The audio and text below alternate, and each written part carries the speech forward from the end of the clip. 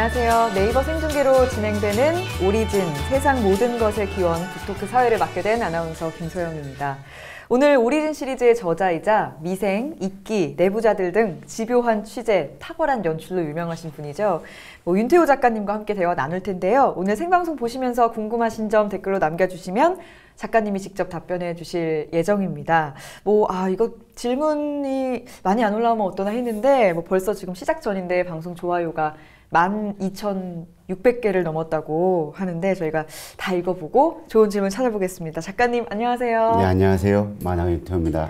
네, 오늘 너무 만나 뵙게 돼서 반갑습니다. 네, 반갑습니다. 네, 그동안 어떻게 지내셨는지 먼저 여쭤보고 싶은데요.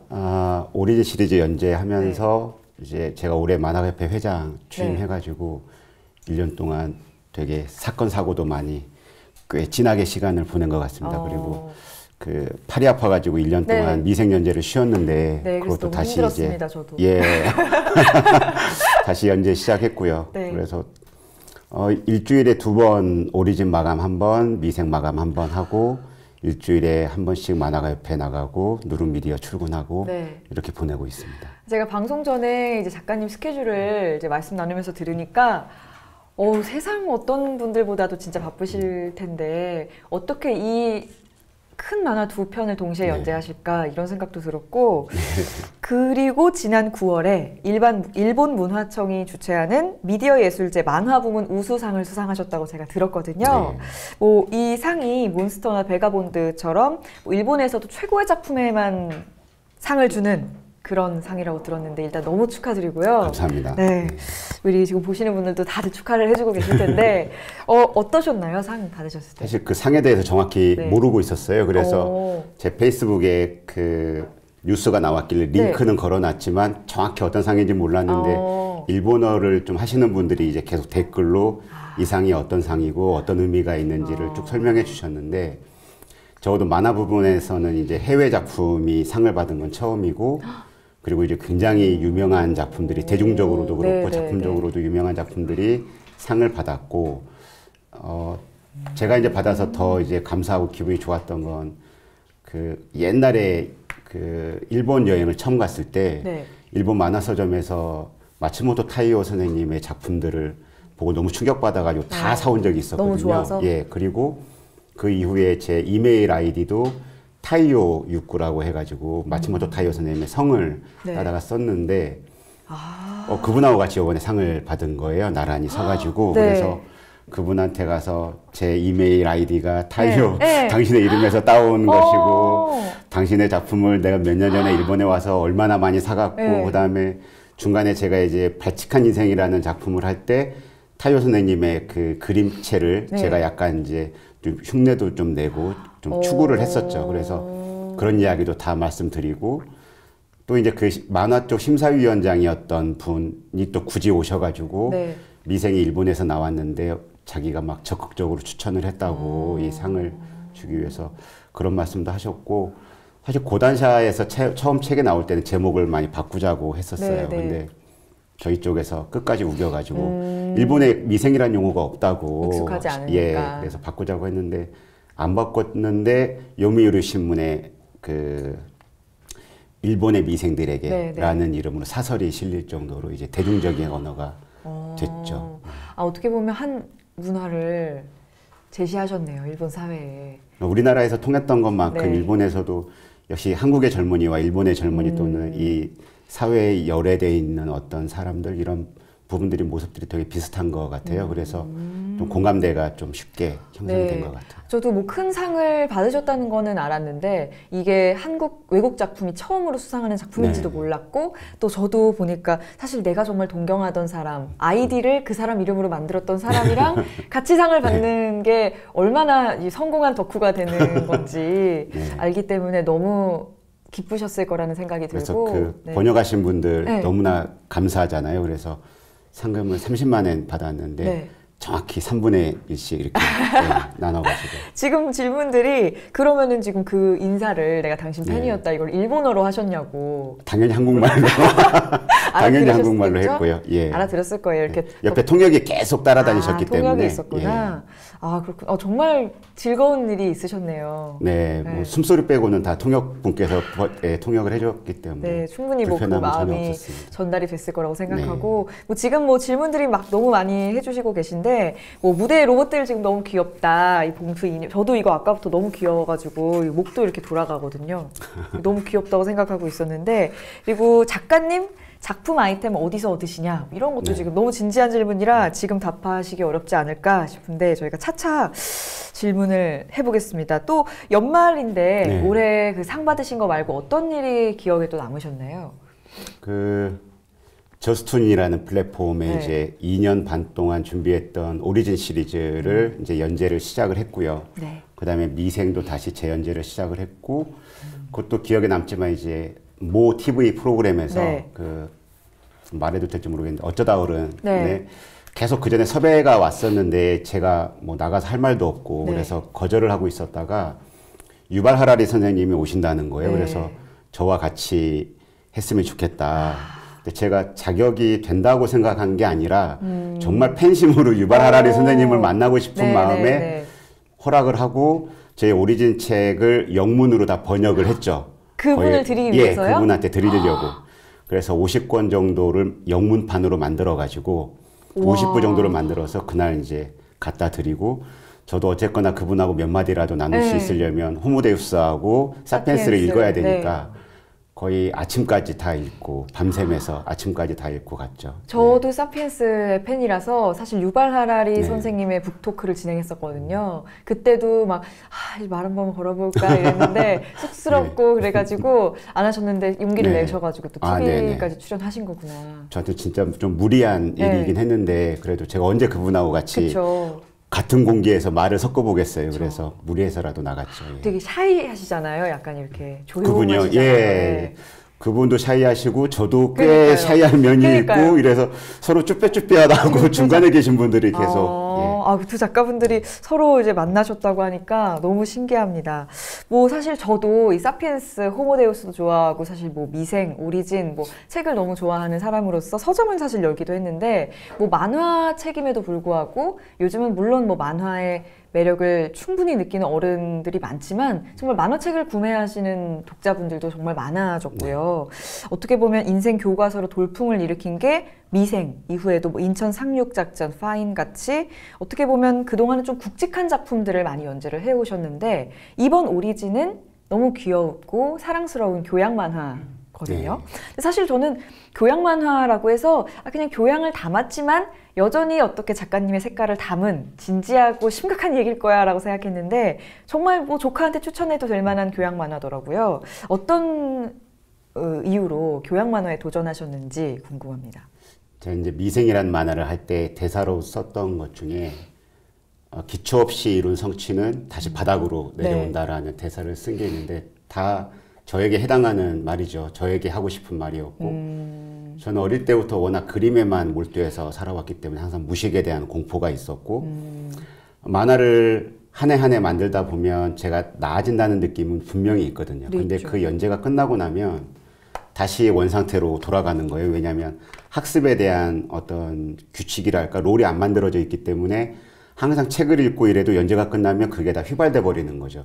그리고 새로운 책을 탐하게 되고 뭐 그런 것 때문에 저 스스로도 이제 교양에 대한 강박이 분명히 있는 사람이고 그래서 이걸 어떻게 하면 내적으로 축적할 수 있을까에 대한 고민에서 시작을 하게 됐고 저 스스로가 많은 어떤 단어랄지 우리가 흔히 말하는 교양이라는 것들에 대해서 잘못 알거나 오해하고 있는 것들이 많이 있더라고요. 그래서 우리가 정말 제대로 알고 있는가라는 거에 대해서 제 스스로가 먼저 체크해보고 싶은 욕심, 이제 더 나이 먹고 이제 죽기 전에 제가 지금까지 읽어오고 사람들과 만나면서 대화해보고 배웠던 것들이 정말 제대로 된 것들인가를 좀 정리해보고 싶었습니다. 사실 뭐 미생 같은 경우에도 저는 작품을 보면서 제가 뭐 직장 생활을 장그래와 같은 직장 생활을 해본 적이 없지만 정말 나에게 하는 말 같은. 하지 않으셨나요? 저는 했는데 네. 사실 장그래보다는 그렇게 힘들었진 않았다고 생각했어요. 네. 냉정하게 봤을 때. 근데 보면서 정말 와닿은 부분이 많았었거든요. 그래서 이게 다들 인생의 교과서가 되는 이유도 뭐 직장인뿐 아니라 살면서 느끼는 여러 감정들에 대해서 작가님의 어떤 명언 같은 것들이 귀에 쏙쏙 박힌다는 느낌이었는데 근데 사실 오리진은 여태까지는 순수하게 개인적인 작업들을 많이 해오신 거에 비해서 어떤 조금 다른 작업이 있었다라고 들었거든요. 제가 이제 올해로 데뷔한 지가 25년째고 만화계 입문까지 시작을 하면 30년째거든요, 올해가. 그리고 이제 중간에 미생이나 이끼 같은 작품을 좀 꽤 성공적으로 만들고 이러면 작가로서 아집이 이제 극에 달할 때인 거죠. 근데 잘 생각해 보면 제가 운이 좋게도 이제 조금 더 작업을 할 수 있다면 제가 내년이 이제 50인데 60살까지 운 좋게 작업을 할 수 있다면 나머지 10년을 과연 어떻게 보낼 것인가를 고민하지 않을 수가 없는 거죠. 지금까지 미생까지도 저는 그냥 제 머릿속에서 떠오르는 것들을 아무런 검토 작업 없이 바로 네. 스토리를 쓰고 대사를 쓰고 나레이션을 쓰고 해왔는데 뭐 계속해서 제 머릿속에 들어있는 걸 뽑아가면서 썼던 것 같아요. 근데 오리진 작업하면서는 저도 뭔가 나머지 10년을 위한 이 반등할 수 있는 비약할 수 있는 전환 시점이 필요할 것 같다라고 생각을 했고요. 그래서 지금 오리진 작업은 저희 편집팀의 그 수많은 검토를 거쳐가지고 대사 하나가 통과가 되고 이렇게 작업을 하고 있죠. 그래서 이 그 경력 30년짜리 작가에게 저희 편집팀도 매우 어려운 숙제가 부여가 된 거고요. 계속 저의 어떤 비문이나 틀린 맞춤법이나 이런 것들을 막 지적을 해줘야 되니까 굉장히 어렵겠죠. 그리고 저 역시도 이제 처음에 그런 빨간펜 선생님 같이 제가 쓴 시나리오가 쭉 빨갛게 막 다 지적이 돼 있으면 너무나 부끄럽기도 하고 민망하기도 하고 그런 경험들을 초반에 많이 경험을 했었죠. 그래서 뭐 굉장히 힘들게 작업하고 있는데 이게 제 개인적으로는 뭔가 비약할 수 있는 포인트라고 생각을 해서 기꺼이 감당하려고 하고 있죠. 네, 뭐 저는 사실 겸손하게 말씀을 하셨지만 엄청난 용기와 도전이라고 생각한 이유가 그 자기의 마음과 머릿속에 있는 걸 뽑아서 여태까지 작품을 하셨다고 하셨잖아요. 근데 그게 뭐 안 먹힌 게 아니라 충분히 먹혔고 네. 많은 사람들이 그걸 정말 좋아하시는데 그럼에도 불구하고 나뿐만 아니라 각계 전문가와 편집자들이 붙어서 정말 여러 사람들이 보면서 어떤 비판할 수 있는 가능성을 감수하고 교양에 대해서 다루신 거잖아요. 사실 제 편집자들이 맨 처음에 제가 쓴 콘티나 시나리오를 보면서 아마 깜짝 놀랐을 겁니다. 왜요? 이렇게 무식하다니. 아유, 아닙니다. 이렇게 문장에 비문이 많다니. 그리고 이렇게 맞춤법이 많이 틀리다니. 이런 것들에 대해서 아유, 좀. 정말 뭐 겸손한 말씀이고 사실은 제가 이 책을 읽어보니까 이 책이 얼마나 어려웠을지를 느꼈어요. 예를 들면 미생에서 뭐 오 과장이 무슨 말을 했다. 그럼 이거는 걔 생각이라고 할 수 있잖아요. 네네. 이 캐릭터의 생각이니까 뭐 잘못된 말을 해도 그 캐릭터가 잘못된 말을 하는 거잖아요. 근데 이 오리진에서 있는 일들은 철저하게 검증을 하려는 노력이 들어가신 거잖아요. 그러니까 다 물어보고 네. 하고 예를 들어서 이 봉투라는 캐릭터가 어디까지 가능성을 우리가 염두에 두고서 묘사를 해도 될지 그쵸. 이런 부분들도 다 그 과학자분들께 자문을 구해가지고 하는 거죠. 근데 심지어는 주인공이 인간이 아니고 로봇이기도 하고 네. 주인공 중에 한 명이 네. 로봇에 대해서 작가님이 만화를 그리시고 그게 뭐 그냥 대충 뭐 그냥 로봇은 이렇다고 치자 이런 방식이 아니라 정말 하나하나 검증을 통해서 지금 100권의 교양 만화를 기획하고 계시다는 게 너무 대단해요. 지금 우리 댓글에도 사실 30년을 걸어오셨는데 향후 10년을 또 말씀하신다니 정말 대단하세요. 뭐 이런 것도 있고요. 직업이니까요. 네. 아, 직업이라도 아무나 이렇게 할 수 있는 게 아닙니다. 우리 지금 댓글들 많이 달리고 있어서 우리 대사를 좀 댓글들이 더 많이 달리게 하기 위해서 좀 소개를 해볼게요. 회사에서 몰래 보고 있다 이런 분도 계시고요. 아나운서님 옷이 너무 예쁘다 이런 분도 있습니다. 제가 어제 길에서 4만 원 주고 사왔어요. 이제 좀 화사해 보이고 싶어가지고. 네. 지난달에 출간이 된 오리진 2권의 주제가 에티켓입니다. 에티켓. 그리고 1권의 주제도 보온인데 뭐 저도 신기했어요. 사실 100권 교양 만화 하면은 제가 생각한 첫 주제는 뭐 지구 뭐 이런 거 있잖아요. 우주, 뭐 네. 생명 뭐 이런 거일 것 같은데 왜 보온일까? 그리고 읽어보니까 납득이 됐어요. 근데 두 번째 거는 왜 에티켓일까라고 생각을 해보니 인간과 인간이 가장 가까워질 수 있는 거리가 몇 센티미터일까? 뭐 이런 질문에서 이 책이 시작됐다고 들었거든요.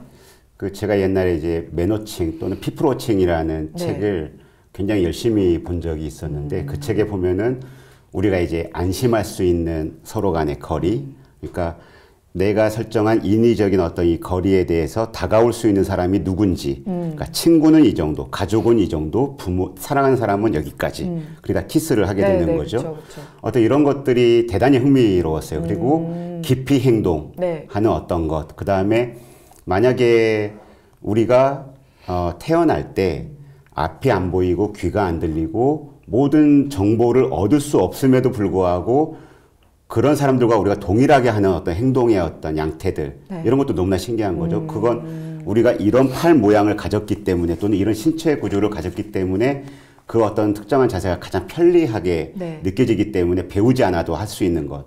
그 다음에 이제 배워야 할 수 있는 행동이 있는 거죠. 예를 들어서 우리가 그 지하철에 탔을 때 가령 빈자리 7자리가 쭉 있으면 어느 자리에 앉는 것이 조금 더 서로에게 덜 민망한지에 대해서 그런 것들은 스스로가 많이 생각을 한 다음에 앉게 된단 말이죠. 만약에 7자리가 쭉 비어 있는데 이 끝에 앉은 사람 바로 옆자리에 굳이 앉으면 이건 거의 약간의 도발, 도전 뭐 이런 것처럼 느껴지고 뭐 짜증나고 이런 건데 그런 점에서 이제 굉장히 좀 많이 인상 깊었던 내용들이 많았고요. 우리가 특히 지하철을 타거나 이러면 막 사람들이 아주 많이 붐벼 있을 때 휴대폰조차도 못 볼 정도로 사람이 붐벼 있을 때는 아주 엉뚱한 곳을 응시하게 되거든요. 그러니까 자기 자신을 인격화시키는 게 아니라 사물화 시켜버리는 거죠.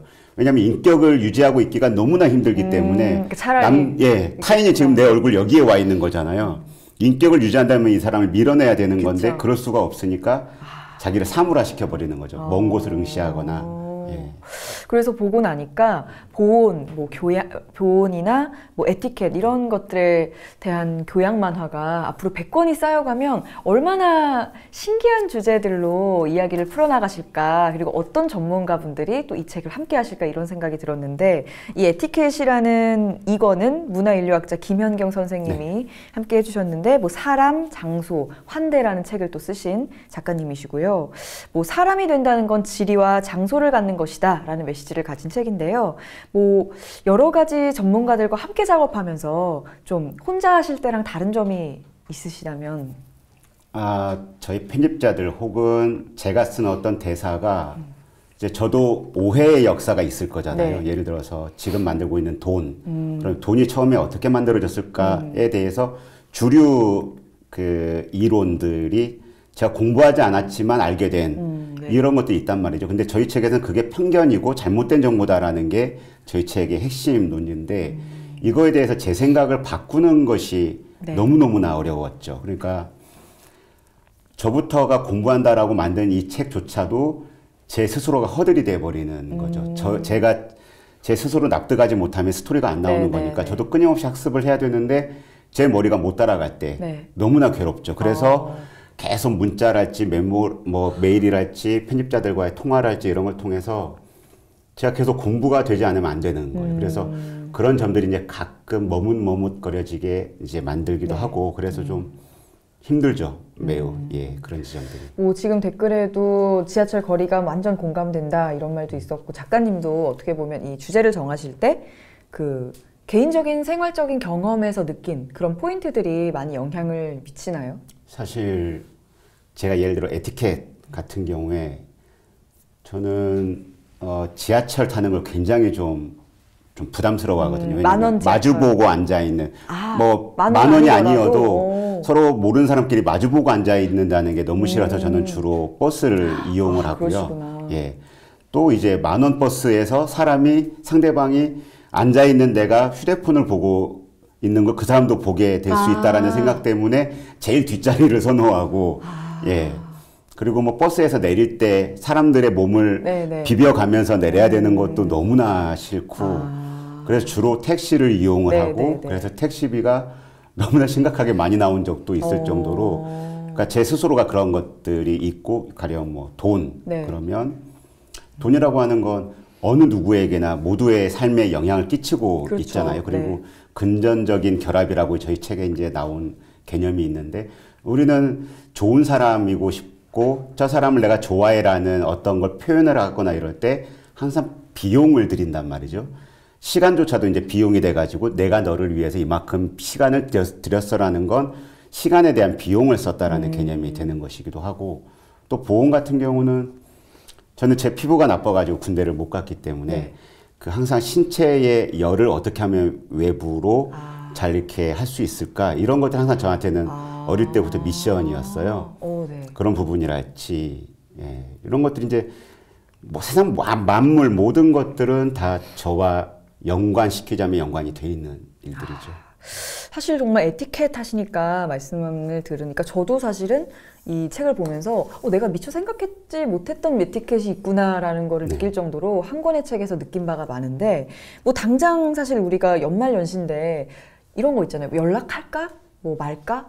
뭐 요즘 최근에 연락도 별로 안 했는데 너무 들이대는 것 같지 않을까?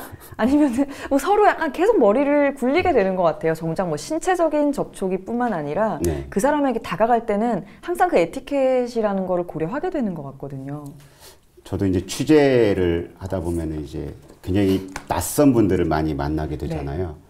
처음에는 제가 이제 아쉬워서 그 내용을 좀 질문하기 위해서 찾아뵌 것이니까 굉장히 저를 낮추고 이렇게 찾아뵈면 이분들은 어떠한 대가도 요구하지 않으시면서도 제가 그렇게 너무 저를 낮춰서 들어가면 저의 그 제가 낮춘 만큼의 뭔가를 해줘야 된다라는 막 압박감을 받으시는 것 같아요. 그래서 굉장히 부담스러워 하시고 그래서 막 훨씬 과한 뭔가를 주시는 분들도 있고 그래서 그 다음에 만날 때는 조금은 이제 쿨하게 또는 네네. 드라이하게 접근을 하면 그분은 막 아이러니하게도 그럴 때는 그 분들이 조금은 이렇게 내가 조금 더 아쉬워하기를 네네네네. 바라시고 좀 그런 사람들 이게 궁합이 잘 안 맞게 되는 경우들이 네네네. 있더라고요. 그러니까 항상 그거에 실패했는데 어릴 때부터 그 거리감 조절에 많이 실패했었고 그게 좀 저한테 미션이 된 것 같아요. 어릴 때 이사도 굉장히 많이 다니고 이러다 보니까 항상 제가 먼저 다가가지 않으면 안 되는 상황에 네. 노출이 돼 있었고 근데 항상 다가가는 것쯤이야 용기를 내서 다가가면 되는 것인데 거기에서 이제 적절한 상대방도 괜찮고 나도 괜찮은 네. 그 적절한 거리감을 유지하는 데는 항상 실패했던 것 같아요. 지금 뭐 다들 댓글들이 폭풍 공감한다, 다들 그렇다고 하시는데 뭐 예를 들면 저도 그래요. 뭐 책방에서 손님이 왔는데 잘오셨어요 왜 이렇게 해야 되는지 아니면 그냥 뭐 오셨구나 하고 흐뭇하게 혼자 생각해야 되는지 그 우리가 쇼핑몰 같은 데 네. 가보면 지나치게 영업을 하시는 그쵸, 분들이 있죠, 호객 행위를 있죠. 하시는 네, 분들이 네, 네. 있고 그러면 나는 그냥 혼자 둘러보고 나가고 네, 그러니까 싶은데 부담스러울 때도 있잖아요. 또는 가이드를 받고 싶은데 너무 그쵸, 이렇게 네. 손님 보기를 아무 그렇죠. 신경도 안 쓰시는 분들이 네. 있고 이게 참 서로 간에 어떤 사인을 뭐 이렇게 네. 사인 넣으면 와주고 뭐 이런 걸 해야 되는 그게 거지. 차라리 저도 막 요즘에 손님들을 보면은 이렇게 머리에 이런 게 써 있었으면 좋겠어요. 뭐 반겨줬으면 좋겠다. 뭐 날 내버려둬 이런 게 있으면 좋겠는데 사실 사람 간에 그런 거를 알 수도 프로야구 없고. 선수 같이 네. 모자 한 번 만지고 팔 이렇게 그러니까 만지면 그러면 와서 다가와라. 안내해주기. 네, 예. 뭔가 그런 게 있으면 좋겠다 싶을 만큼 사실 뭐 사람 간에도 그렇고 이게 뭐 남끼리만 그런 거 아니거든요. 가족끼리도 그렇고 심지어 저와 남편도 이게 지금 좀 다가가서 말을 들어줘야 되는 상황일까?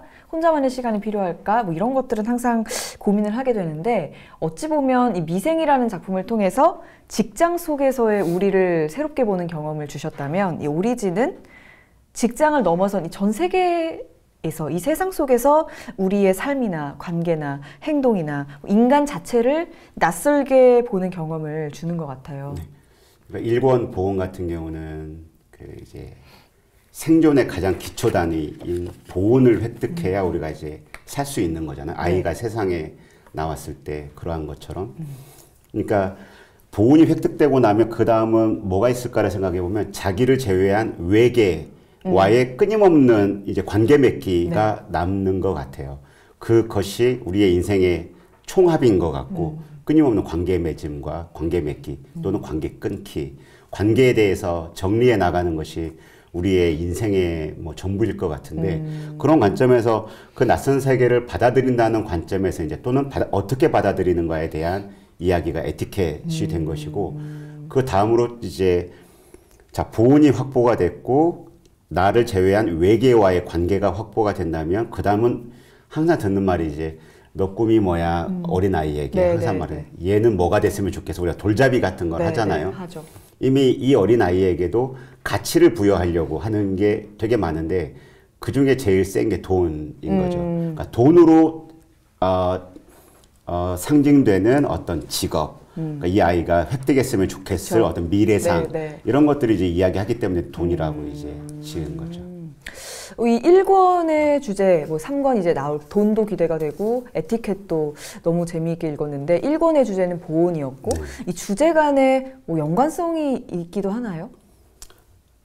주제 간에 얘기가 네네네. 되면 보온을 하고 그 다음에는 에티켓을 해봐야겠다라는 게 미리 좀 정해지는지 아니면은 네. 뭐 지금 현재 계획이 많이 되어 있으신지 지금 뭐 그런 것도 20권 궁금해요. 넘게 주제가 정해져 있는데 다 어떻게 보면 밖에서 보면은 뜬금없는 그 단어들의 나열이지만 내용을 서사를 따라가다 보면 이렇게 해서 이렇게 넘어가는 거구나라고 이제 보여지는 그러니까 미래에서 봉투가 왔는데 이 아이가 이 그룹에서 생존하기 위해서는 제일 먼저 보온이라는 마치 신생아가 태어났을 때처럼 보온이라는 걸 획득해야 되고 네, 그리고 그 다음은 타인과의 관계 맺음을 네. 해야 되고 그 다음에 만화상에서도 나오지만 이 아이는 누군가가 투자한 망한 회사의 어떤 그렇죠. 담보물로 가져온 것이기 때문에 이 아이는 얼마짜리 물건으로 값이 매김이 된 거거든요. 그래서 이 아이가 이 로봇이 작품이 끝날 때에는 마치 바이센티니얼맨의 이야기처럼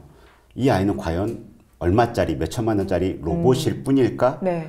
오히려 더 인간다운 로봇은 아닐까?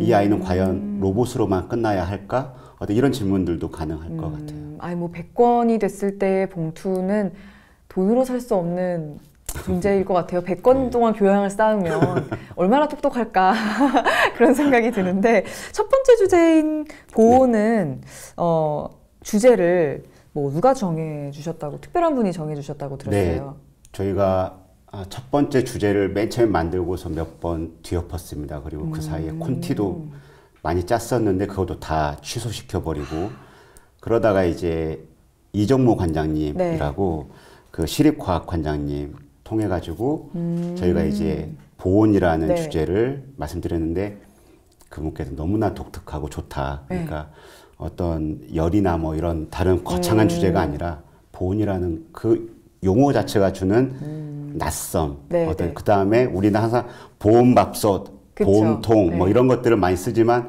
정확한 의미에서의 어떤 항상성이라는 의미에서의 각각의 생명체들에게 부여된 보온이라는 의미로서 이 긴 시리즈의 첫 시작으로서 너무나 좋은 것 같다. 저도 뭐 열 이런 주제였다면 네. 뭐 그럴만하네 이랬을 텐데 보온이라는 단어가 굉장히 새롭게 다가왔었고 이 이정모 서울시립과학관장님이 미생에 등장하는 스티브 한 캐릭터의 모델이시기도 하잖아요. 네, 그 아주 오래전에 술자리에서 네. 같이 있던 멤버들이 이제 누가 오신다는 거예요. 굉장히 독특한 캐릭터의 한 분이 오신다고 그러는데 과학자분이시라고. 네. 그래서 제 머릿속에 이제 과학자로 상징되는 많은 모습들이 떠올랐죠. 네. 근데 전혀 다른 모습에 굉장히 그때는 이제 배도 많이 나오시고 뚱뚱하신 모습으로 오셨는데 너무나 재밌었어요. 그분하고 네. 첫 술자리가. 그래 그 다음부터 그 관장님을 중심으로 한 친구분들, 과학자분들 모임 자리에 자주 나가게 되면서 이정모 관장님에 대한 캐릭터를 계속 보다가 그 미생에서 미국의 거주지를 두고 한국 회사에 오신 네. 어떤 캐릭터로 스티브 한이라는 걸 설정을 해가지고 이제 관장님께 문자를 드렸죠. 이렇게 관장님 캐릭터 좀 써도 됩니까? 흔쾌히 얼마든지 그래요? 쓰시라고 해가지고. 윤태호 작가님 눈에 띄면 이제 캐릭터로 만화에 들어갈 수 있는 근데 건가요? 좀 사납게 묘사해가지고 좀 죄송스럽죠. 네. 지금 댓글 보니까 뭐 봉투 로봇 살 수 있나요? 사고 싶어요. 이런 게 있어가지고. 저희 책을 사시면 지금 이 사이즈의 그러니까요. 모델이 조립할 수 있게 들어가 있습니다. 오리진의 책을 사시면 봉투 로봇을 만들 수 있는 페이퍼 토이를 선물로 드린다고 합니다. 그리고 너무 웃긴 게 100권의 시리즈가 쌓이면 봉투 말고 나머지 인물들은 다 늙어가나요? 이런 말이 있거든요. 글쎄요, 그 시간만큼 늙어 가겠죠. 또 성장해야 네. 마땅할 것 같고요. 그 다음에 이 시리즈가 한 해 한 해 넘어가면은 그 당대의 관심도와 어떤 이 시리즈를 보고 자란 사람들도 있을 거기 그쵸. 때문에 독자도 나이를 먹기 때문에 저 역시 나이를 먹고 그거에 발맞춰서 아마 주인공 캐릭터나 대부분이 성장을 해야 될 것이고 봉투는 지금 5살, 6살 혹은 7살 정도의 지능을 가지고 21세기에 왔다라고 설정되어 있기 때문에 이 친구도 자라야 되거든요. 그쵸. 그래서 성장이 이루어질 것 같습니다. 사실 뭐 봉투나 우리 뭐 봉원이나 우리 주요 인물들도 나이가 들고 성장을 하겠지만 이 작가님도 일일이 이거를 항상 공부하면서 만드시는 게 보통 일이 아니실 텐데 뭐 질문 중에 작가님은 미생, 오리진 뭐 진행하시는 작품이 너무 많으신데 도대체 하루에 몇 시간 주무시나요? 이런 질문이 있거든요. 예전에 미생을 주 2회 연재하고 네. 인천 상륙작전을 한 회 하고 그래서 일주일에 3번 마감할 때는 거의 3일 잤죠, 그때는. 일주일에? 예, 일주일에 3일 잤는데 지금은 조금 더 이제 스텝도 많아지고 이제 그래서 좀 자는 시간이 줄긴 했지만 그래도 이제 밤새는 날이 일주일에 한 2번, 3번 정도. 2번, 3번을 이제 좀 나아져서 2번, 3번 정도 밤을 새신다고요? 아, 그럼 체력적으로도 너무 힘드시겠네요. 그냥 소급해다 쓰는 것 같아요. 이제 앞으로 무슨. 저는 이제 일주일에 2-3번 정도 날을 썼지만 지금은 괜찮다 이러시는 줄 알았는데 지금은 많이 괜찮아져서 2-3번 정도 세신다고 하니까. 지금도 이제 팔이 정상인 상태가 아닌데 더 연재를 쉴 수가 없어가지고 이제 시작을 한 상태고. 이게 25년 동안 만화를 그리셨는데 앞으로 100권의 오리진을 또 내시려면 팔도 건강하셔야 되겠어요. 근데 팔 건강하려고 운동하다가 다쳐가지고 그 몸은 가급적 안 쓰는 게 건강에 제일 좋은 거더라고요. 저도 그렇다고 생각을 합니다. 뭐 이거를 근데 또 걱정이 되는 게 미생보다도 이 오리진이라는 작품을 그리는 게 더 보통 일이 아니고 시간도 좀 더 걸리실 것 같아요. 일단은 자료가 너무나 많고요. 일단 저희 편집자들이 하나의 주제가 정해지면 거의 한 이 정도의 책을 섭렵을 합니다. 아주 정수의 책을. 그래서 거기에서 꼭 제가 학습해야 될 내용들을 추려가지고 쭉 줍니다. 그래서 그걸 가지고 이제 저희가 토의를 하고 이제 저자 선생님이 결정이 되면 그 뒤에 전문 페이지에 저자 선생님이 결정이 되면 그분께 강연을 한번 듣고 이 책이 가야 될 방향성이랄지 이런 키워드가 되는 것들을 이제 그 선생님과 함께 결정하게 되는 거죠. 거기서 끝나는 게 아니라 저는 또 만화 페이지에 연재를 해야 되니까 항시 콘티를 쓰고 담당 편집자에게 검토를 받고 그러니까 제 만화의 첫 번째 독자는 저이기도 하지만 제 편집자가 첫 번째 타인으로서의 독자인 거죠. 그래서 결국 작가들이 피상적으로 있는 독자가 누군가, 그 독자를 만족시키는 게 무언가라고 할 때 가장 구체적인 답은 내 눈앞에 있는 편집자를 제일 먼저 만족시킨다. 아주 무서운 분이시죠. 네네네. 그래서 글을 통과해야 되는 거죠. 그래서 제 기본적으로는 내 담당 편집자를 만족시키는 작품 만드는 게 1차 목표가 되는 담당 거죠. 편집자님도 뭐 앞으로 오리진을 하면서 계속 매의 눈으로 마음이 좀 여유로워지지 않게 항상 주의하시면서 오리진을 봐주셔야 될 것 같습니다. 우리 100권의 대장정이기 때문에 사실 저는 오리진 보면서 이제 앞편이 만화, 뒷편이 교양 부분이잖아요. 근데 그게 따로 노는 느낌이 아니더라고요. 정말 밀접하게 만화와 교양 글이 함께 어울린다는 생각을 받았고 이런 책을 만들기 위해서 얼마나 많은 분들이 고생하셨을까 그런 생각을 했습니다. 지금 뭐 질문 댓글 중에 너무 힘드실 것 같다. 저희가 지금 다 보고 있으니 힘내세요. 이런 댓글들이 오고 있는데요. 봉투, 왜 로봇 이름이 봉투냐고 하네요. 그건 저희 회의할 때 저희 다 같이 이제 모여서 브레인스토밍 할 때 그 이제 봉투라고 그냥 말이 막 나온 거예요. 사방에서 이제 아무 이야기나 막 아무 말 대잔치 하고 있을 때 누군가 이제 봉투 딱 이름이 나왔고 어감이 괜찮잖아요. 그래서 봉투, 왜 봉투일까? 그러니까 봉다리 할 때 봉투가 아니라 그럼 1, 2, 3 할 때 봉투로 만들어서 그 봉투가 들어가는 집에 아이 이름을 봉원이라고 만들자. 그리고 이 집은 외자 이름으로 가서 아버지는 봉황으로 만들자. 그러니까 봉황이 굉장히 신비로운 존재인데 이 아버지는 형편없는 사람일 것이다. 이름과 대비되게. 이렇게 이제 봉투라는 이름 때문에 파생되는 것들이 굉장히 많죠. 사실은 저는 이게 편견이었던 게 이름이 봉원이잖아요. 이 아기가. 그래가지고 아 남자구나 아들이구나 이렇게 생각했는데 보니까 아니더라고요. 딸이더라고요. 처음에 설정할 때는 아들이었죠. 예. 근데 이제 봉투의 어떤 성별이 아무래도 소년스럽게 가면서 그렇죠. 이제 자연스럽게 봉원이가 여자아이가 됐는데 나름대로 이제 그림을 약간 중성틱하게 그리다 보니 많은 독자들이 연재 도중에 얘가 여자였어. 깜짝 놀랐어요. 예. 이름도. 그래서 보니까 자세히 보니까 이 봉원이가 속눈썹이 이렇게 이쁘게 있더라고요. 예. 제가 여자 캐릭터를 잘 못 그리지만 그래도 여성이라는 거 거기서 속눈썹을 좀. 보니까 예쁜 봉원이더라고요.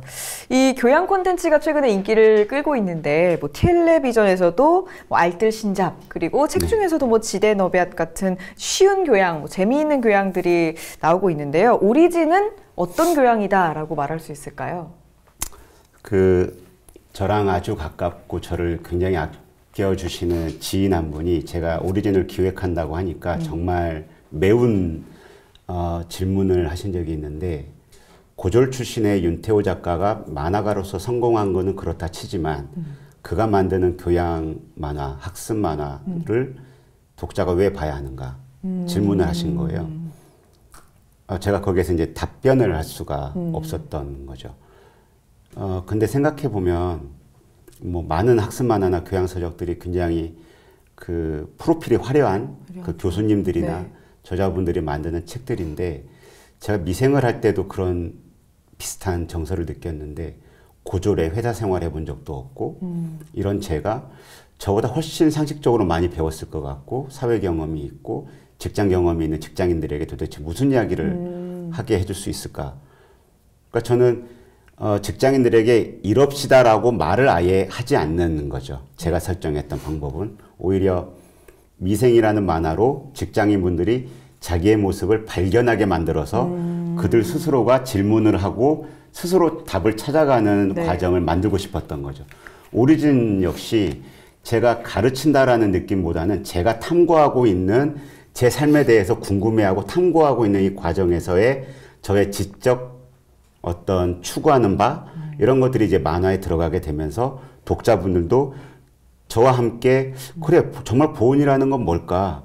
냉장고라는 건 어떤 의미에서는 보온통이구나. 온도를 유지한다는 그 뜻에서는 단지 차갑다는 뜻이 보온에 단지 따뜻하게 한다는 것만이 보온의 정확한 뜻은 아닐 수 있겠구나라는 어떤 확장된 개념까지 저와 함께 따라가기를 바랬던 거죠. 그렇게 가다 보면 우리 책 맨 마지막에는 전문 필자분들의 아주 인사이트한 정보들이 들어가 있으니 그것을 보시면 되는 것이고 만화는 길라잡이 같이 운반책이 되는 거죠. 뭐 길라잡이다 이렇게 말을 하셨지만 사실 길라잡이로서의 역할 이상을 너무 해주고 계신데 미생 같은 경우도 저는 아니 이분은 혹시 직장에 CCTV를 설치해놓고 보신 분 아닐까?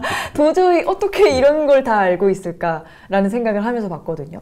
근데 오리진도 마찬가지인 것 같아요. 사실 교양을 이야기해 주실 수 있는 많은 전문가 분들이 계시지만 그 정말 우리들의 눈높이에서 교양을 한 발짝 한 발짝을 다가가는 그런 매력이 있는 교양은 참 없었던 것 같아요. 사실 뭐 지대너비앗도 그렇고 알뜰신잡도 그렇고 저는 뭐 다 좋아하지만 어린아이의 눈에서 그리고 정말 이 봉투라는 친구가 지금 1, 2권의 단계이기 때문에 사실 정말 어린 남동생 같거든요. 아기 같은데 그 아기가 세상을 바라보면서 느껴가고 배워가는 걸 어떻게 이렇게 실감나게 보여주실 수 있을까 싶기도 하고 가장 좋았던 건 이 교양은 어른도 봐도 되지만 전 아이가 보면 너무 좋겠다는 생각이 들었어요. 사실 윤태호 작가님이 하셨다길래 아 애들이 보기에는 너무 심각할 수도 있겠다 생각했었죠. 미생처럼 막 싹 냉혹한 대사 나오고 이러지 않을까 싶었는데 아이들이 보면 얼마나 좋을까라는 생각을 했어요. 이 책이 쌓여가면 네. 예전에 백과사전을 선물하듯이 오리진을 보면 좋겠다 뭐 이런 생각이 들었는데 아유 뭐 지금 뭐 댓글에도 다 편 들어주고 계시네요. 메시지를 전하는데 학력이 어디 있습니까? 뭐 3명이 걸어가면 1명이 스승인 것을 뭐 이런 말씀도 하시고 뭐 교양이라는 것이 뭐 당연히 뭐 학력이 중요하지도 않지만 이 교양을 전하는 사람의 진심 그리고 감각 어떻게 하면 이거를 정말 사람들한테 확 와닿게 전할까 그리고 전문가분들의 어떤 이 깊이를 더해주는 원고 그런 것들이 합쳐서 오리진이라는 교양서적이 탄생했구나라는 생각이 듭니다.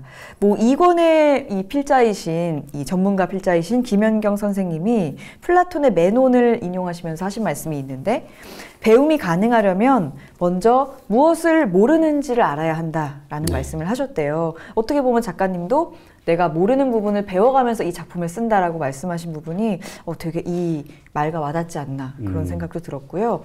어찌 보면 오리진은 새로운 무언가에 대한 것이 아닌 것 같아요. 우리가 정말 몰랐던 거에 대한 설명을 해주는 게 아니라 너무 당연하게 알고 있었는데 미처 몰랐던 것 그런 거에 대한 배움을 가능하게 해주는 책이 아닐까 그런 생각이 듭니다. 제가 최근에 만화가 협회장 하고 있는데 이제 여러 가지 만화계 이슈들이 있습니다. 근데 그 이슈들을 많이 이제 고민해보고 따라가 보니까 어떤 문제가 있냐면 업계와 작가 간에 같은 단어를 두고서도 이해가 다른 거예요. 그러니까 우리가 상대방과 대화를 할 때 같은 단어를 쓰고 있는데 그 단어의 뜻이 의미가 타인과 나 사이에 동일하지가 않은 거예요. 그래서 우리가 의사소통이 잘 안 되는 경우가 너무나 많은 거죠. 몇 년 전에 제가 이제 알래스카 여행을 갔는데 영화 감독 한 분하고 소설가 분하고 제 친한 두 분과 함께 이제 여행을 갔는데 이분들이 처음에 좀 이상했어요. 항상 제가 어떤 질문을 하면 여행을 하다가 이렇게 질문을 제가 하면 항상 그분들이 제 질문을 다시 좀 만져가지고 윤 작가 이거 물어보는 거지 하고 되물어보시는 거예요. 왜 그런가 하고 며칠이 지나서 생각해 보니까 답이 딱 나오는 게 소설가는 언어를 쓰는 사람이니까 그 글 자체를 쓰는 사람이니까 글의 의미에 대해서 더 엄격했던 것 같고 영화 감독은 100여 명 정도 되는 스태프들에게 자기가 머릿속으로 떠오른 그림을 말로 정확히 설명을 해야 되기 때문에 내 말의 표현이 조금 더 두루뭉실하고 조금 더 혼란스러운 언어를 쓴다면 100명이 100가지 상상을 하게 될 것이고 그러면 영화가 제멋대로 갈 거라는 거죠. 그러니까 그 영화 감독님도 그 자기의 생각이나 이런 견해를 이야기할 때 굉장히 적확한 용어를 쓰려고 노력을 하시더라고요. 그래서 내가 정말 단어 하나의 관용도가 너무나 넓게 설정해서 살아왔구나. 그리고 내가 살던 토대, 만화계 이쪽이 언어가 이렇게 뒤섞여 가지고 헷갈리는 이유가 이런 부분도 좀 있겠구나. 그래서 저희 내부에서도 이제 만화가들 내부에서도 좀 그런 심포지엄이나 포럼 같은 걸 열어가지고 언어를 맞추자. 우리 서로가 이야기하고 있는 언어를 맞추자라고 많이들 제가 이야기를 하고 있어요. 그래서 업계는 계속 용어가 발전해서 나가고 있는데 작가들은 그 용어를 뒤따라가기 바쁘거든요. 근데 빨리 우리 언어를 통일을 시키자. 그런 이제 생각을 하게 되는 거죠. 그리고 이제 보온, 아까도 말씀드렸지만 보온에 대해서도 우리가 갖고 있는 생각보다 훨씬 이것은 근본적인 개념이 되는 것이고 그래서 그 보온을 우리가 이제 낯설게 만들게 하자. 우리가 흔하게 알고 있는 이것을 낯설게 만들고 냉장고는 보온통이다. 이렇게 냉장고는 차갑게 만드는 물건이라고 생각했지만 아니다. 그 온도를 유지하는 통이다라는 거. 그 다음에 보온이 가능하게 된 것은 어마어마한 노력이 아니다. 바늘귀 하나가 만들어져 가지고 우리 인류가 보온이라는 걸 꽤 적극적으로 획득하게 됐다라는 지점까지 가게 되는 거죠. 저도 신기했어요. 이제 바늘귀를 통해서 뭐 이제 가죽이나 그런 것들을 꿰면서 인간이 보온이 가능해졌다. 그래서 더 넓은 영역으로 살게 된 지점들이 있는 거죠. 그러면은 사실 뭐 보온에 대한 에티켓에 대한 책들을 지금 새롭게 만들어 주셨는데 이후에도 뭐 지금 한 20개 정도가 있다고 하셨는데 뭐 잠깐만 살짝 소개를 해주실 수 있으신지. 가령 이제 앞부분에 다뤘던 게 뒤에 가서 이제 그 확장된 개념으로 이제 또 어필될 수 있는 부분들이 뭐가 있냐면 지도에 대해서 저희가 앞부분에 다룰 것인데 네. 이게 몇 권이 더 지나고 나면 생각의 지도까지 확장이 될 겁니다. 마인드 맵이랄지. 네, 네. 그러니까 우리가 어떤 것들을 계획을 세운다거나 이럴 때 항상 그 트리를 만들잖아요. 일의 순서랄지 네, 네, 네. 파생되는 어떤 것들에 대해서 순서를 만드는데 그거 자체를 지도화시키고 그 한때는 마인드맵 열풍이 불기도 했었죠. 뭐 생각의 줄기를 네, 만들어 네. 나가는 과정. 그러니까 우리는 모든 어떤 일들을 할 때 지도를 설정하고 일을 하는 것 같아요. 계획을 세운다는 것도 그렇고 우리가 방학 때 주전자 뚜껑 가져다가 동그라미 만들고 뭐 분할하는 것도 네. 어떻게 보면 타임라인에 지도를 만드는 것이라고 생각이 들고요. 그다음에 지도라고 하는 것이 모든 그 경제 활동 또는 IT 활동의 빅데이터를 만드는 거에 있어서 이 맵이 어마어마한 역할을 하고 있다. 네, 예. 그리고 어떤 상권을 만든다거나 그렇죠. 이럴 때에도 어마어마한 역할을 네. 하고 있다. 이 맵을 통해서 파악되는 정보들이. 맞습니다. 네. 그리고 이제 또 저희가 앞권에서 다룰 게 아름다움이 있는데 아름다움. 네. 아름다움은 우리가 의도한 인위적인 아름다움이 있을 것이고 자연 자체가 만들어낸 아름다움이 그쵸. 있는 것이죠. 의도적으로 만들어낸 아름다움이 자연에서 따온 것도 있죠. 예를 들어서 피보나치 수열에 의한 뭐 황금 비율이랄지 네, 네. 어떤 이런 부분들. 그래서 근데 또 역설적으로 아름다움을 깼을 때 또 아름다움을 느끼는 경우도 있죠. 역설적으로. 네, 네. 그래서 마치 영화 감독들이나 미술가들 보면은 일부러 전통적인 미의 방식을 형식을 네. 깨뜨려서 개념적인 미로 확장돼서 가는 네, 경우도 네. 있고요. 그다음에 가령 총은 살상도구인데 네. 총을 왜 아름답게 만들려고 하지? 라는 질문도 가능한 거죠. 네. 도대체 이 미의 욕망은 어디까지 가는 것인가? 아름다움에 예. 대해서 예, 그런 사실 뭐 거죠. 아름다움이면 뭐 당연히 아름다움 뭐 이런 거겠지 하고 생각할 네. 만한 것들도 이 책 안에서 다뤄주시고 네. 뭐 지도에 대한 것도 그렇고 앞으로 주제들이 너무 기대가 되는데요. 뭐 이런 내용 정말 진정한 인문학이 아닐까 싶습니다. 인문학 강의를 듣는 것 같아요. 뭐 이런 댓글도 지금 있고요. 뭐 또 어떤 주제들이 있을지 궁금한데 뭐 지금 뭐 생중계 채팅방에서 여러분들이 뭐 앞으로 궁금한 주제를 추천해 주셔도 좋을 것 같아요. 아, 그렇죠. 네. 네, 그러면은 뭐 편집부에서도 작가님도 이제 보시면서 아 이런 주제가 있었구만 이렇게 지금 발견하실 수도 있거든요. 그러니까 댓글 달아주시면 좋겠고 뭐 저도 궁금해요. 뭐가 있을까? 뭐 사랑의 사랑 뭐 네. 이런 주제도 네. 궁금해요. 그건 사랑을 뒤로 갈수록 아마 네. 철학적인 주제들은 뒤로 갈수록 나오게 될 것 같습니다. 네. 네. 제가 말한 주제가 100건 중에 다뤄지기를 네, 반드시 바라면서 근데 지금 뭐 여러 가지 갑자기 막 쏟아지고 있는데요. 뭐 혐오에 대한 네. 것도 알고 싶다. 지진, 뭐 개인주의, 뭐 이런 4차 산업혁명, 뭐 지금 여러 가지 막 4차 산업혁명 네. 빼고는 다 이미 있어요? 저희 기획 안에 들어가 있습니다. 지금 이거 쓰신 분들 네. 예리하시네요. 뭐 오리진 시리즈는 서사와 캐릭터가 살아있는 내러티브 교양 만화다라고 주장을 하는데요. 이건 어떤 의미인가요? 우리가 이제 그 아무런 연관이 없는 단어들의 집합을 보면 그 기억을 못 하거든요. 못하죠. 근데 지난달에 본 드라마 내용은 기억을 한다는 하죠. 말입니다.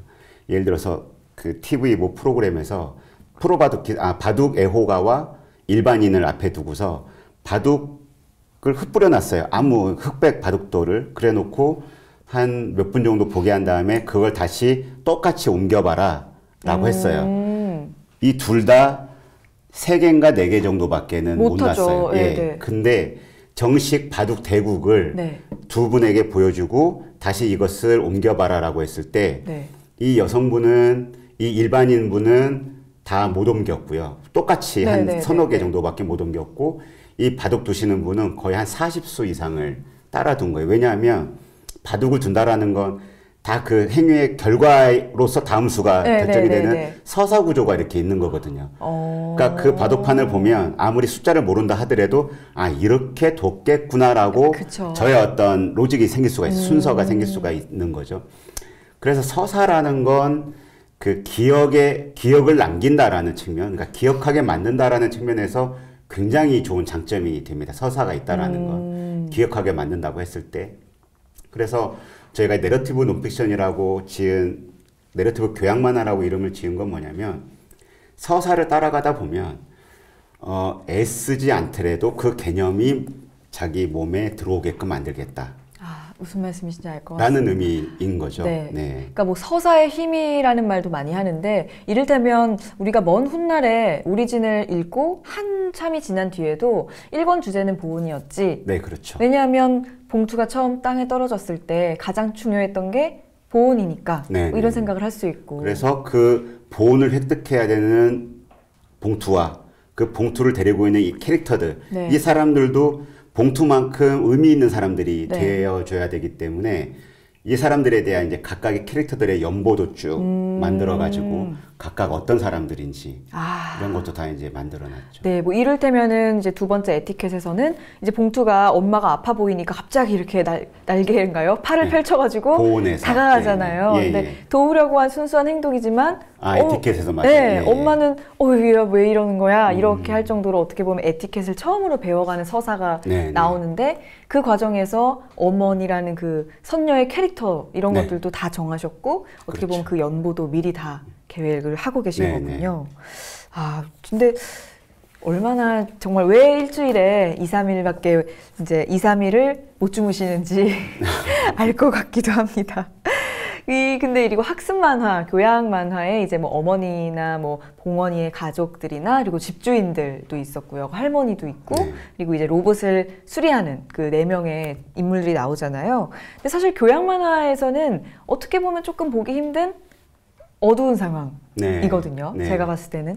약간 너무 당연하게 행복한 사람들이 자, 우리 보온에 대해서 이야기해보자 이게 아니라 왜 이 사람들이 보온이란 주제를 얘기할 수밖에 없는지가 조금은 서글픈 네, 진지한 이야기로 시작이 되는데 뭐 주인공은 봉투인 거겠죠? 네네. 네. 봉투가 주인공이고 봉투는 마치 세상에 처음 태어난 아기 같은 존재로 만들었으니까 얘가 앞으로 계속 학습해서 살아나가야 하는 존재들인 것이고 어떻게 보면 봉투는 우리 자신의 모습을 보여주기 위한 저의 대체제인 거죠. 만화상의 가상의 어떤 네. 대체제인 거고 결국은 그 봉투를 둘러싼 주변인들, 캐릭터들이 이 봉투와 함께 어떤 걸 경험하는지 예를 들어서 지금 3권 그 돈 같은 경우에는 이제 뭐 지금 연재되고 있는 네, 내용이 네. 봉투를 팔기 위해서 네. 어딘가를 가야 되는 것인데 그들은 왜 봉투를 팔아야 되는가에 대해서 이 캐릭터들의 각각의 역할들이 있습니다. 그리고 봉투를 팔면 안 되는 사람들의 고민과 노력들이 들어가 네. 있는 것이고 이게 쌓이다 보면 결국 작품이 서사가 감동을 주려면 이 캐릭터를 내가 잘 알아야 되는 거죠. 그래야 이 캐릭터가 내 동생 같고 우리 삼촌 같고 형제 같아야 이 사람이 울 때 저도 같이 마음이 아린 거거든요. 그래서 봉투를 통해서 이 주변에 있는 사람들이 어떤 마음과 어떤 조건값에 놓여져 있는지 이런 것들을 이제 연보를 통해서 만들고 있고 그래서 봉투라는 존재는 인간을 비추는 거울 같은 존재로 네. 예, 만드는 거죠. 리트머스지 같은. 그 저는 뭐 이야기를 자세히 해도 되는지 모르겠지만 봉투가 제일 마음이 아팠던 게 그 막 남들도 막 이렇게 팔로 이렇게 할 수 있는 능력이 다 있는데 그 봉원이 친구들이 봉투를 이렇게 던지잖아요. 네네. 그럼 자기가 이렇게 팔로 이렇게 막아가지고 이렇게 안 다치면 되는데 네. 막 이렇게 다치잖아요. 물론 네네. 컴퓨터긴 하지만 그런 장면을 보면서 아 이거는 되게 교양 만화인데도 잊지 못할 어떤 서사적인 장면들 그리고 막 기억에 남는 장면들이 항상 있다 이런 생각도 약간 했었어요. 날선 느낌이 있기를 네. 바랬죠. 네. 근데 왜 그 봉투를 주인공인 봉투를 이렇게 순수한 존재로 그렸을까? 물론 이제 거울이 역할을 하기 위해서라는 생각도 하셨지만 왜 이제 컴퓨터다 생각하면 흔히 뭐 정말 똑똑하고 네. 일단은 뭐 착착착착 모든 걸 막 다 기억하고 이런 거를 생각하는데 인간이 가르쳐줘야 되는 로봇이잖아요. 네네. 그렇게 설정한 이유가 있으실까요? 그 미래의 상을 이제 봉투가 오게 된 그곳, 봉투를 보낸 그곳에 그 설정을 한 것이 뭐였냐면 모든 것들이 AI가 알아서 나에게 다 서비스를 네, 제공하는 네, 네. 세상. 그러니까 내가 어떤 욕망이 다 사라져버린 세상에 살던 사람들이 거의 영생도 가능할 정도의 시대에서 죽어가더라. 네. 스스로 생명을 끊더라. 왜 그럴까?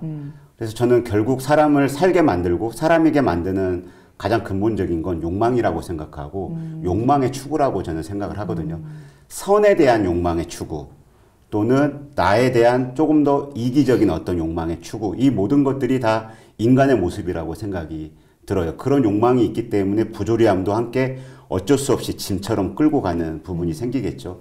그래서 결국은 우리가 어떤 지식이나 이런 것들이 머릿속에 들어와 있는 것보다 더 중요한 것은 그 지식을 어떤 과정으로 어떤 노력으로 어떤 내가 값을 치르고 그것을 알게 되는가가 사실은 지식의 핵심이라고 생각이 들어요. 그것을 공부해 나가는 과정, 그리고 그 공부를 하기 위해서 내가 들인 시간, 그리고 그 시간에 따른 나의 어떤 성심, 정성 이런 것들이 곧 나라는 사람을 구성하는 내가 지적인 사람으로서 존재하게 만드는 어떤 구성체로 나를 규정할 것이기 때문에 미래 과학자들이 봉투를 보냈을 때 봉투는 학습하는 로봇으로 보낸 이유는 학습이 테마이기 때문에 그런 거죠. 만약에 학습이 필요 없다면 봉투는 올 이유가 없는 거예요. 미래에는 이미 백과사전 같은 정보가 다 확정적으로 있을 테니까. 결국 봉투가 온 이유는 학습하는 과정을 체험하기 위해서 온 것이고 미래인들이 잃어버린 건 과정을 잃어버린 사람들이다 라는 설정이기 때문에 그 과정에서 배움이 없으면 배움 없이 성장을 한다라는 말도 나오게 된 거죠. 어쨌든 그 과정이 뭐 잠깐이 아니라 100권 동안 이제 봉투가 공부를 할 거니까 봉투도 그렇고 뭐 우리 가족들도 그렇고 보시는 독자분들도 정말 많은 여정을 통해서 공부를 해나갈 수 있을 거라는 생각이 드는데 오리진 시리즈는 어떤 독자들이 봐줬으면 좋겠다라고 생각하시나요? 기본적으로 전 연령대에서 다 사랑받기를 원하지만 예.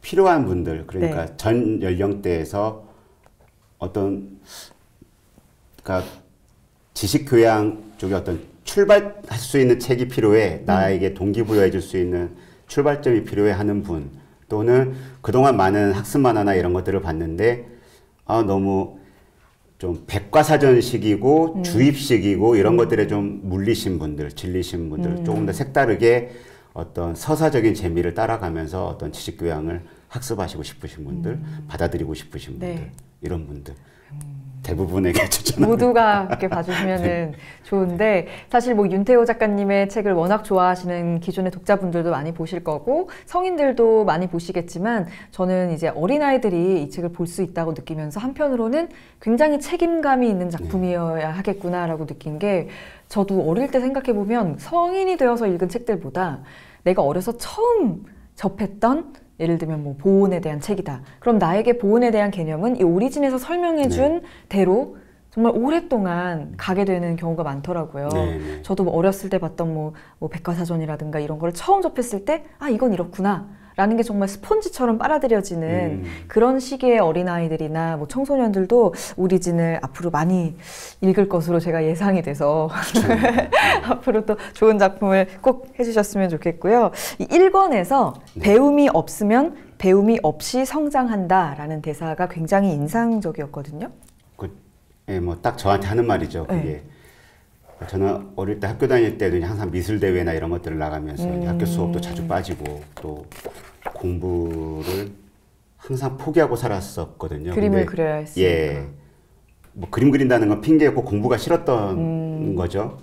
근데 만화를 그리러 이제 올라왔는데 지금도 제가 만화를 그린다라고 표현하지만 옛날에는 만화라는 것을 그림 잘 그리는 아이들이 선택하는 직업으로 생각을 했는데 실제 만화를 하기 위해서 화실에 들어가고 경험을 해보니까 만화라는 건 보다 총합적인 어떤 일이더라고요. 그러니까 단지 그림 좀 또래 중에서 그림 좀 잘 그린다고 할 수 있는 일이기보다는 좀 더 예민한 일이고 굉장히 분석적인 일이고 총합적인 어떤 사고력이 필요한 일이어서 스스로 학습이 안 되면 안 되는 일이었죠.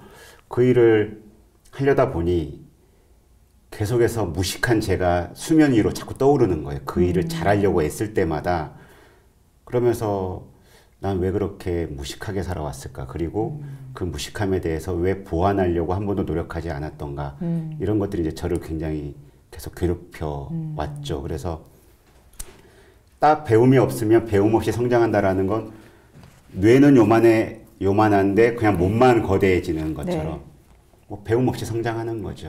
네, 사실은 뭐 스스로 뭐 무식에 대한 공포 이런 말씀을 해주셨지만 작가님 작품을 뭐 한쪽이라도 봤으면 사실 누가 이 말에 동감을 할까 이런 생각이 드는데요. 사실은 스스로 그 부족하다는 생각, 그리고 더 나아지고 싶다는 생각, 더 자세히 알고 싶고 기초부터 알고 싶다는 그런 욕망이 오늘의 작가님을 만든 게 아닌가 그런 생각도 들고요. 오리진이라는 어떤 뭐 시리즈 그리고 새로운 도전 이런 것도 사실은 뭐 큰 성공을 거두시고 25년간 만화를 그려왔음에도 이 100권짜리 교양 만화에 도전하신 것도 그런 욕망에서 나온 게 아닌가 싶습니다. 이제 마지막 질문을 드릴 차례인데요. 이 100권이라는 여정 동안 오리진 시리즈를 통해서 작가님이 하고 싶은 말은 이것이다 라면 뭐라고 할 수 있을까요? 제가 맨 처음에 기획을 하고 있을 때 바이센티니얼 맨이라는 영화 이야기를 굉장히 많이 했는데요. 그 영화를 보면 그 앤드류라는 그 로봇이 정말 어떤 인간보다 더 인간다운 그 로봇이 끊임없이 법정에 가서 인간으로 인정받기를 바라거든요. 네.